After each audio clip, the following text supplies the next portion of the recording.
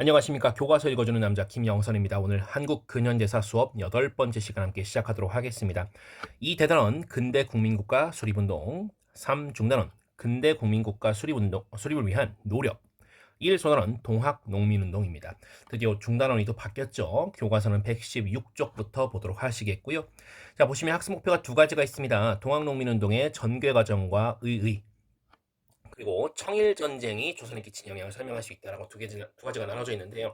우리 이 동학 농민운동이라는 사건이랑 청일 전쟁이 같은 해에 얽히고 설켜서 일어나는 사건이니까 우리 잘 집중해서 보도록 하겠습니다. 자, 동학이란 게 일종의 종교잖아요. 그래서 종교 집회가 92년부터 계속적으로 열리게 되고요. 나중에 이 동학을 믿는 사람들이 대부분이 농민들이었습니다. 농민들이 동학을 많이 믿었고요. 동학 농민운동 그렇게 해서 일어나게 되는데 일종의 봉기죠. 농민 봉기인데 동학을 믿는 종교도들이 이렇게 모여들게 되었다라는 것이고요. 그게 1894년 가보년의 일입니다. 이때요. 동학 농민운동 이후에 청일전쟁도 맞물려서 일어나게 되고요.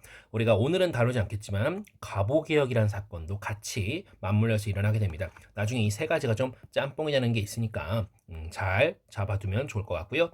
자, 그래서 오늘 용어는요. 동학농민운동, 전주화약, 청일전쟁이 있는데 여기 보시면 아까는 이야기하지 않았던 부분이 나왔습니다. 전주화약이죠. 전주는 전라도에 있는 전주를 의미합니다. 화약은 화해하는 약속이라는 의미라 그랬죠. 화해하는 약속. 자, 우리 첫 번째 내용 들어가 보도록 하겠습니다. 자, 먼저는 농민의 마음을 얘기하게 되는데요. 웬 마음이냐? 자, 이 농민의 마음을 잃은 정부가 있고요. 이 마음을 얻은 동학이 있습니다. 그래서요, 첫 번째 문제 보시면 19세기 후반에 농민봉기가 빈번하게 발생한 배경을 묻고 있습니다.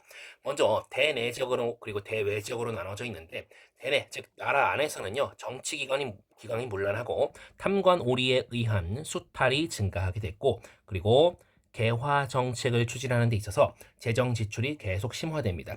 결론적으로는 지배층이 수탈하는 구조가 더 심화됐다. 대외적으로는요, 외국에 우리가 배상금을 많이 지불했죠. 특히 일본에게 많이 지불하는 게 있었고요. 그리고 쌀값이 계속 폭등하는 문제가 있었죠. 일본에 대량 유출되는 문제, 바로 조일 무역규칙 한번 기억해 주시고요. 정리하면 외세의 경제 침탈이 있었습니다. 자, 이런 식으로 정부는 농민의 마음을 잃고 있었는데 그 마음을 누가 가져갔다? 그렇죠. 동학이 농민의 마음을 얻을 수 있었던 요인은 하고 물어봤습니다. 자, 먼저 동학은 평등을 얘기하고 반외세를 얘기하잖아요. 자, 보시면 지배층이 수탈하니까 평등을 주장하고요. 외세가 경제 침탈이 심해지니까 반외세를 주장하는 거야. 맞춤형 그런 교리들을 얘기하는 거죠. 자, 이 와중에 2대 교주였던 최시형이 맨날 헷갈려요 선생님이. 자, 최시형이 적극적으로 포교 활동을 했다라고 합니다. 자, 보시면 동경대전 용담유사, 이건 일종의 경전들이고요. 그리고 교단이 어찌나 커졌는지 그 교단을 관리하기 위한 포접제라는 조직이 만들어집니다. 포라는 단위가 있고 접이라는 단위가 있었던 거죠. 그만큼 그 교세가 매우 커졌다는 것을 볼 수가 있고요. 특히 삼남 지방에서 교세가 매우 커졌다. 이 삼남 지방 전라, 충청, 경상 이렇게 3도 지역을 삼남지방이라고 부른다. 이쪽이 이제 농사가 잘 되다 보니까 농민도 많겠죠. 근데 농사가 잘 되다 보니까 뜯기는 것도 많겠죠. 그러다 보니 불만이 많아질 거고 이 통학으로 마음이 갔던 겁니다. 농민들의 마음이 말이죠. 자, 이렇게 세를 점점 불려나갔던 동학 교도들이 이제 교조 신원 운동이라는 걸 펼치게 되는데요. 이 교조는요. 첫 번째 교주를 의미하는 것이고요. 이 신원은 억울함을 해소하는 것을 해결하는 것을 신원이라고 합니다. 일대 교주에 대한 억울함을 해소해달라고 얘기하는 거예요. 무슨 말이냐면 이 교조였던 즉 일대 교주였던 최재우가 세상을 속인다라는 혹세무민한다는 누명을 쓰고 죽게 됩니다. 물론 동학교도 입장에서 누명이겠죠. 사람들이 점점 많아지니까 이 누명을 좀 벗겨달라고 얘기를 하게 되고요. 포교의 자유도 달라라고 얘기하게 됩니다. 이거는 여러분들 일종의 종교적인 요구들이잖아요. 그쵸? 근데 공주에서 삼례에서 서울에서 계속 종교적 요구를 얘기하다가 나중에 보은쯤 가면요. 정치적 요구가 등장하기 시작합니다. 왜냐하면 모여갖고 정규정 얘기만 하진 않을 거 아닙니까? 서로 자기가 얼마나 어렵게 살고 있는지 이런 얘기하다가 자기네 뭐 수령이 얼마나 나쁜 놈인지 얘기하다가 사실은 우리 동네가 더 나쁘네, 우리 동네가 더 나쁘네, 막 얘기 배틀이 벌어지는 겁니다. 그러다가 아니 왜 이렇게 다 수령들이 나쁜 놈들이냐? 이거는 뭔가 문제가 있다. 해서 나라님에게 이걸 요구해야 된다. 우리 잘 먹고 잘 살게 좀 제대로 된 놈들을 보내주십시오라고 하는 정치적 요구까지 등장하게 됐던 것입니다. 이런 식으로 등등이 나오게 됐고요. 그럼 와중에 1차 번기가 일어나게 되는데 선생님이 여기다가 농민들의 마음을 농심이라고 적어봤습니다. 그 과자 해사랑은 아무런 관련이 없어요. 자, 전라도 고부 지역에서 먼저 시작하는 걸 보셔야 되는데 아직 1차 번기보다 전입니다. 1차 분기 전에 고부농민 분기가 있었습니다. 그리고 나서 1차 분기가 있는 건데 고부 분기 좀 얘기 좀 전해 볼게요. 정리해 볼게요. 고부 군수였던 조병갑의 수탈이 매우 심하였다고 합니다. 뭐 만석보라는 저수지를 세우라고 했다는 둥, 자기의 치적을 숭덕하는 그런 어떤 비석을 세우라고 했다는 둥, 뭐 어마어마한 수탈이 있었다고 합니다. 그래서 당시 그 지역에 있던 고부 지역에 전봉준을 중심으로 해서 봉기가 일어나고요. 고부 관할을 습격하게 됩니다. 이때요, 뭐 사발통문이라 그래가지고 사발통문이라 그래서 사발을 이렇게 뒤집어 놓으면요, 여기서 이제 글씨를 이렇게 쓰는 거예요. 그러면은 누가 주도했는지 이름을 막 쓰는 겁니다. 누가 주도했는지 알 수가 없게 되겠죠. 이런 것들 사발통문이라고 하고요. 관련된 사료니까 한번 체크해 보시고요.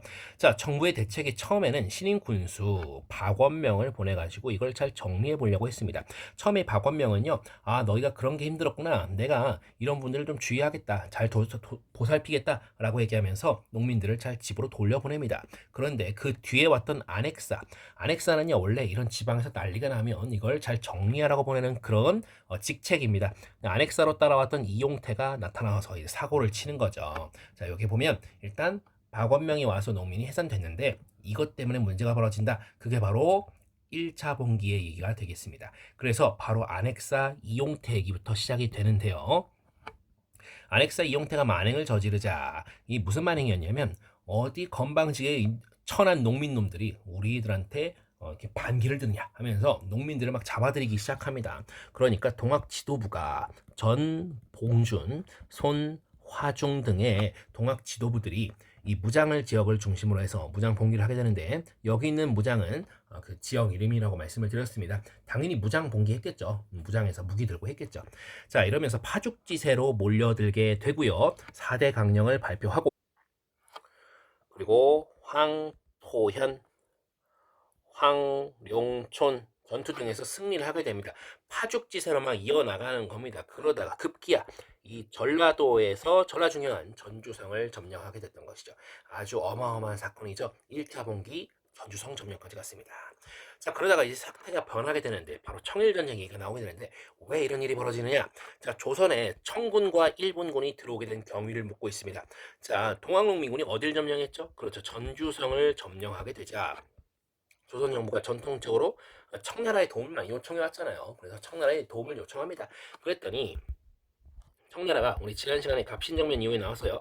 텐진 조약의 내용을 준수하게 됩니다. 텐진 조약의 내용 일본과 청이 양국 군대가 조선에서 철수하겠지만 들어올 때는 서로에게 사전 고지하겠다라는 내용이었죠. 그래서 이 얘기를 알려주게 됩니다. 우리 조선 들어갈 거야 일본 알아둬 라고 해서 일본은요. 그 다음에 뭘 구실로 그렇죠. 이모군란 이후에 맺었던 재물포 조약을 구실로 해서 이제 우리 자국민은 우리 일본군이 보호하겠다라는 것을 구실로 해서 들어오게 됩니다. 그래서 양국 군대랑 거의 하루 차이로 차례로 조선에 상륙하게 됩니다. 그러다 보니까 양국 군대가 상륙하자 동학농민군 조선 정부가 서로 어떤 대응을 펼치게 되냐. 일단 화들짝 놀랍니다. 그래서 전주 하약을 체결해서 양국 군대의 철병, 전주성에서 화해한 다음에 야, 좀 집에 가세요라고 철병 요청을 했던 겁니다. 그리고 이 전주 하약 내용 중에는요, 동학에서는 집강소를 설치해서 치안 유지하고 회정개혁, 회정은 그 정치의 폐단 같은 거 얘기하는 겁니다. 그런 것들을 개혁하겠다는 것을 이제 집강소를 통해서 하겠다는 건데 동학의 일종의 자치 조직입니다. 그리고 정부 쪽에서도요, 뭐 좀 복잡한 얘기가 있지만, 자, 차 떼고 포 떼고 요것만 얘기할게요. 자, 교정청이라는 걸 설치해서 우리도 좀 노력할게 라고 얘기했던 것입니다. 그래서 말인데요, 이후 상황을 묻고 있습니다. 자, 철병 요청했는데, 여기서 청나라는 나가려고 하다가, 근데 일본은 나가려고 하지 않습니다. 그러다 보니 일본이 이제 경복궁을 점령하고 청나라의 함대를 풍도에 있던 청나라 함대를 기습 공격하게 됩니다. 그래서 바로 청일 전쟁이 발발하게 되고요. 최종적으로는 일본이 승리하고 그리고 시모노세키 조약, 여러분들이 좋아하는 시모노세키 조약, 그리고 삼국 간섭으로 사건이 이어지게 되는데 우리가 요 얘기는 우리가 나중에 하자고요. 일단 청일 전쟁이 발발한 것까지만 보실 거고요. 여기부터 얘기를 좀 이어가 볼 겁니다. 자, 이제 제 동학농민의 2차 분기 얘기가 나오게 되는데 2차 분기의 과정을 정리해 보자라고 나와 있습니다. 자, 보시면요. 일본이 지금 청과의 전쟁이 굉장히 상황이 유리합니다. 그리고 경복궁을 점령했잖아요. 그래서 내정 간섭이 좀 가능해졌고요. 이게 힌트를 지금 드리면 이게 바로 갑오 개혁을 의미합니다. 자, 그리고 농민들이 일본군이 경복궁을 점령하게 되니까 농민군이 화가 나서 이제 다시 봉기하는 거예요. 그게 2차 봉기입니다.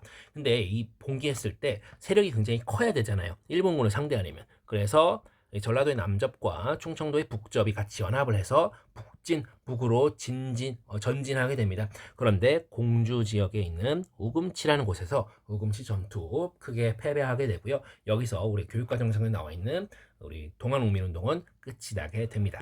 그래서 이 동학농민운동의 의의와 한계를 우리 같이 정리해 볼 건데요. 자, 의의 보시면요. 한국사에서 최대 규모의 농민운동이었다라는 것이고요. 성격은 반봉건, 반외세라고 하는데 이거 다시 한번 정리해 볼게요. 반봉건, 반외세입니다.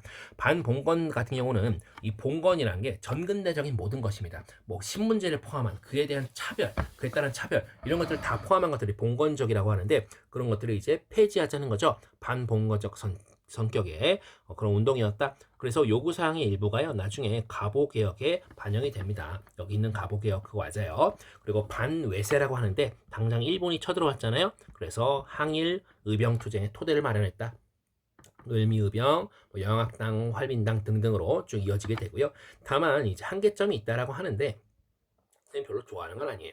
왜냐하면 근대사회 건설을 위한 구체적인 방안을 마련하지 못했다 혹은 제시하지 못했다라고 얘기하는데 사실 농민들이 뭐 고급스럽게 고급 교육을 받은 사람들이 아니잖아요. 이 사람들한테 뭐 구체적인 방안을 제시하라는 게 사실은 좀 어려운 얘기였겠죠. 근데 또 반면에 이 사람들이 조금만 교육을 받았더라면 이런 것까지 꽤 큰 규모의 운동이었는데 이런 방안까지 잘 제시했더라면 어땠을까 하는 좀 그런 어느 사학자의 안타까운 마음이 담겨 있는 것도 아닌가라고 혼자 한번 생각해 봤습니다. 확실한 건 아니고요. 아무튼 이렇게 한계가 잡힌다라는 것입니다. 오늘 여기까지 하겠고요. 모두 고생하셨습니다.